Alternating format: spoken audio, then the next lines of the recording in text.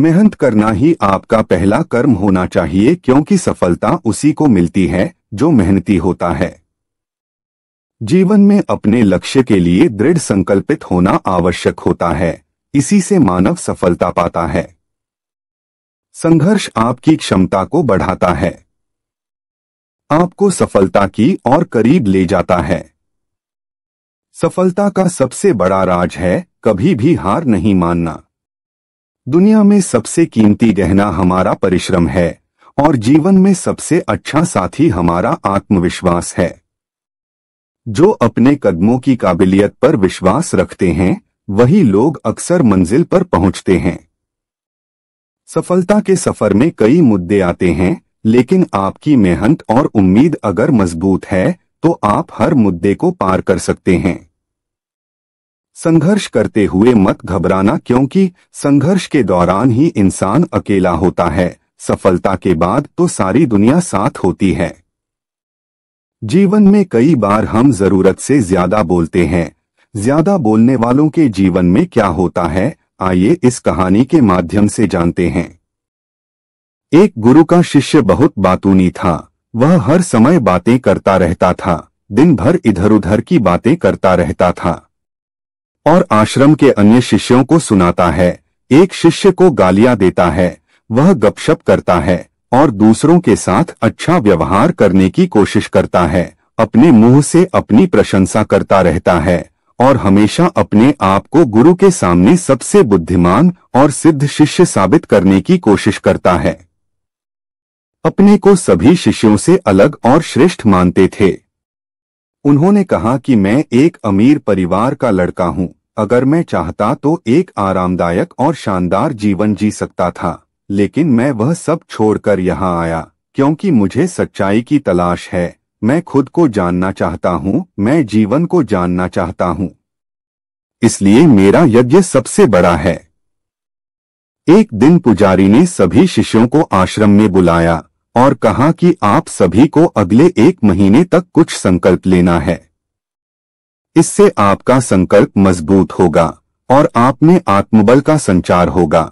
आप सभी अपनी क्षमता के अनुसार कोई भी संकल्प ले सकते हैं और 1 महीने के पहले आप में से जो कोई भी अपने संकल्प को भंग करता है वह अपनी पुरानी दिनचर्या में वापस चला जाता है।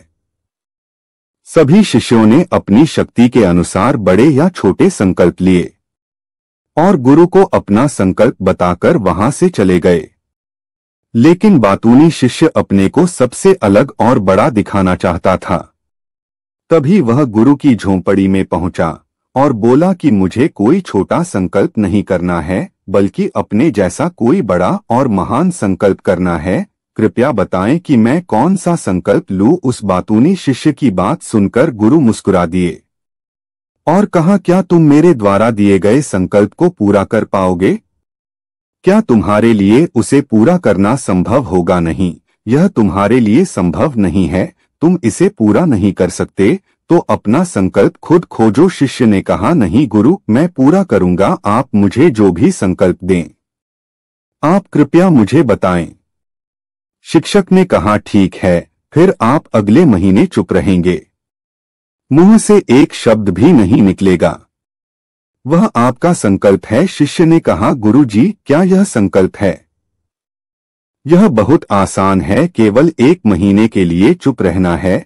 मुझे एक बड़ा संकल्प दे जो मेरे श्रेय के योग्य है, जिसे पूरा करने में मुझे परेशानी हो रही है। गुरु ने कहा, पहले आप इस संकल्प को पूरा करें। शिष्य ने गुरु की आज्ञा का पालन किया। वह उसी समय चुप हो गया और मुड़ा और झोंपड़ी से बाहर चला गया। उसे चुप रहना बहुत आसान लगा। उसने किसी तरह चुपचाप 1 दिन बिताया, लेकिन दूसरे दिन से उसके मन में न बोलने का बोझ बढ़ने लगा। तीसरे दिन उन्हें भारीपन महसूस होने लगा और चौथे दिन एक अजीब सी बेचैनी होने लगी।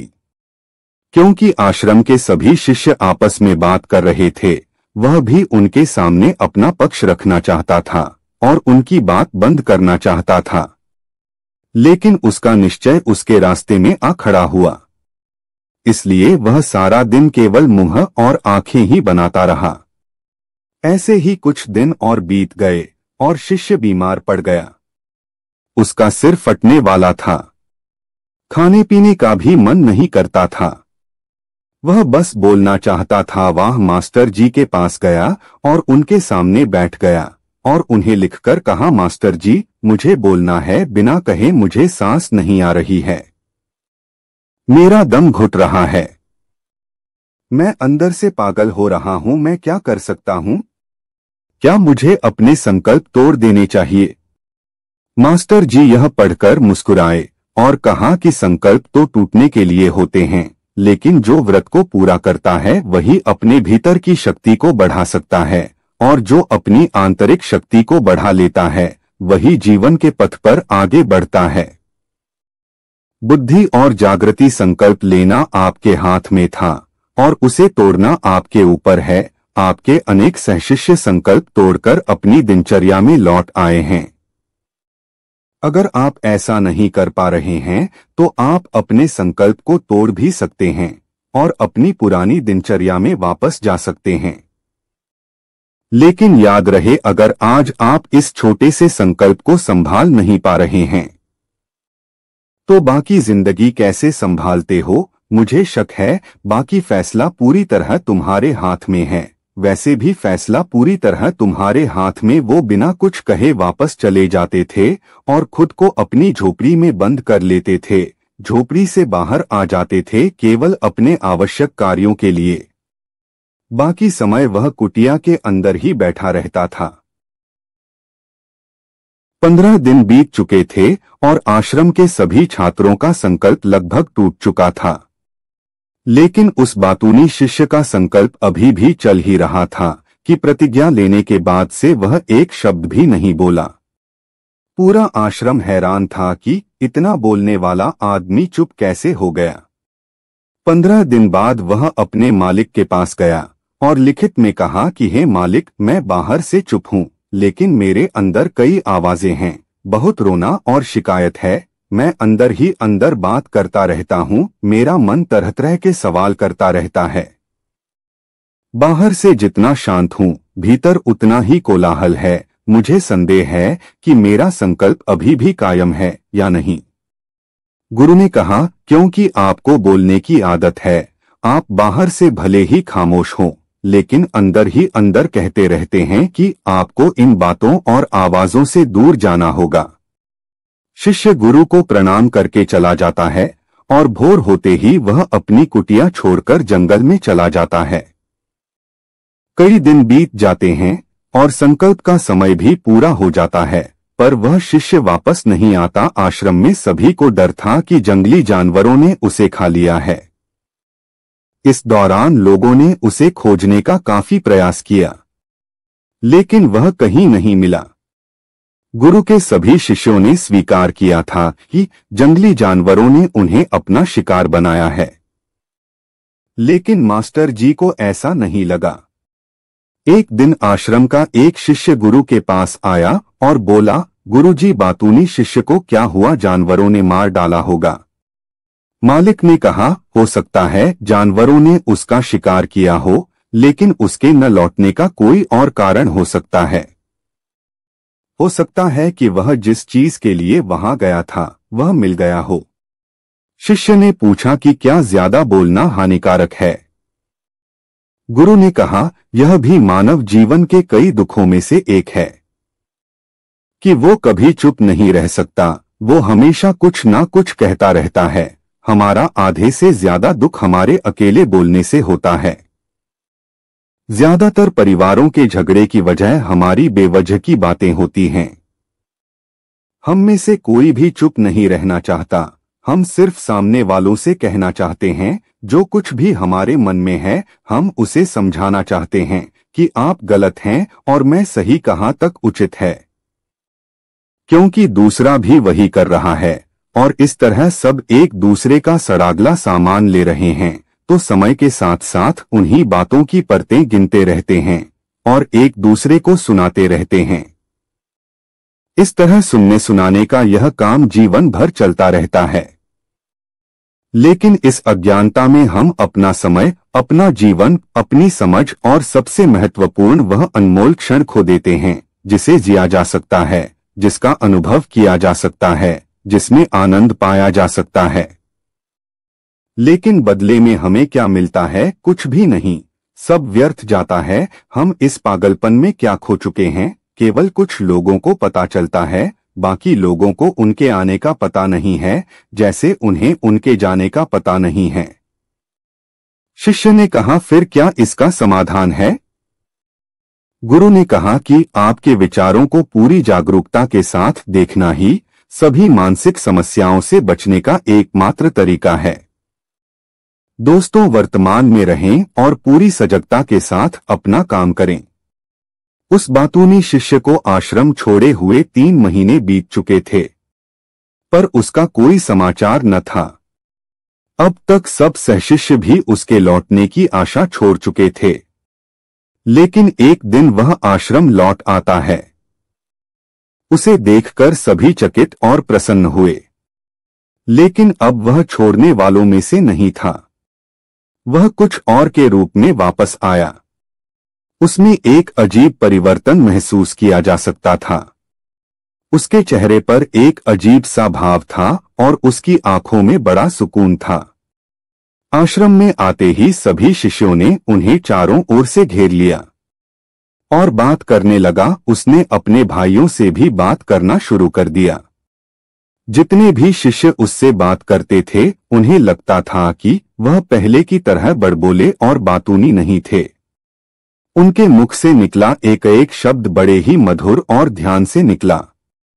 कुछ देर दूसरे शिष्यों से बातें करने के बाद वह गुरु के पास गया। उसने गुरु के पैर छुए और कहा, गुरुजी, क्या मैं अब भी चुप हूं? क्या मेरा संकल्प अभी भी जारी है? गुरु ने कुछ देर तक शिष्य की आंखों में गौर से देखा और कहा, हां, तुम अब भी चुप हो। आपके मुंह से एक भी शब्द नहीं निकल रहा है और आपका संकल्प अभी भी कायम है। इसलिए मैं और गहरे जंगल में चला गया। मुझे लगा मुझे वहां शांति मिलेगी और मेरे मन में चहकना कम हो जाएगा, लेकिन मैं जितना एकांत में गया, मेरे अंदर की आवाज तेज होती गई। मुझे अपने अंदर की पुरानी आवाजें सुनाई देने लगीं।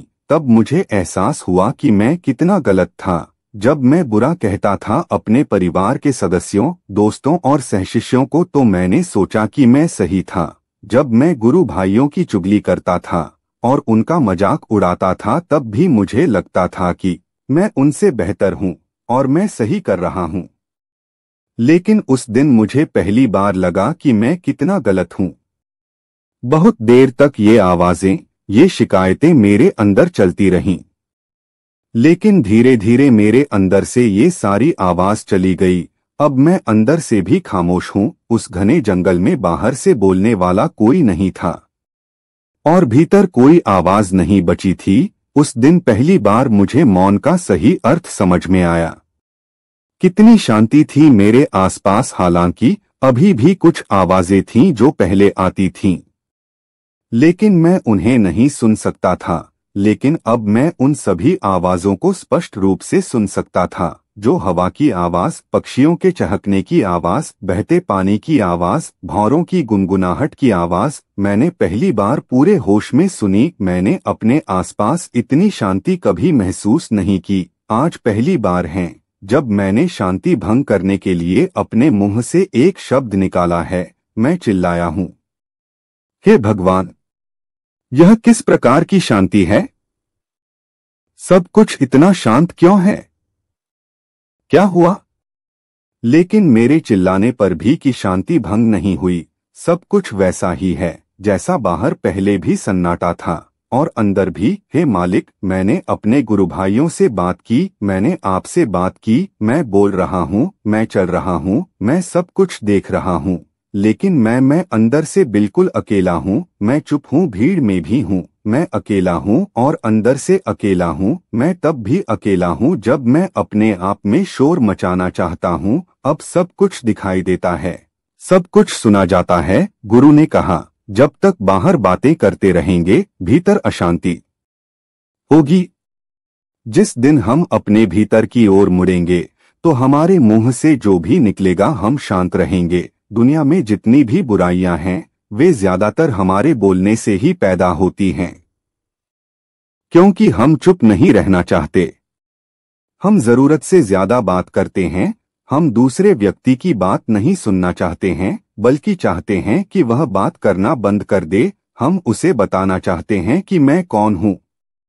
हम उसे अपनी सारी क्षमताएं दिखाना चाहते हैं। बस यही हमारे जीवन का उद्देश्य रह जाता है। कभी एक दूसरे को सुनना नहीं चाहते, समझना नहीं चाहते। उन्होंने कभी चुप रहना नहीं सीखा, क्योंकि खामोश रहने से ही वो खुद को छोटा महसूस करते हैं। दुनिया के सारे युद्धों की वजह हमारी ही बोलती है, इसलिए हमें उतना ही बोलना चाहिए जितना जरूरी हो, क्योंकि बेकार की बातें करने से ऊर्जा बर्बाद होती है और बोलने से हम कभी अंदर की ओर नहीं मुड़ते, क्योंकि वो हमें बाहर की ओर खींचती रहती है। और क्या क्या इस दुनिया के अलावा कोई बाहर है, लेकिन अगर हम अपने भीतर की दुनिया की ओर मुड़ना चाहते हैं तो इस मुंह को बंद रखना चाहिए। इसलिए जो सभी प्रबुद्ध हो गए हैं वो एकांत की ओर भागे, ताकि उन्हें ज्यादा न बोलना पड़े, न ज्यादा सुनना पड़े। वे अकेले रहें और शांत रहें, ताकि वे आसानी से भीतर की यात्रा कर सकें।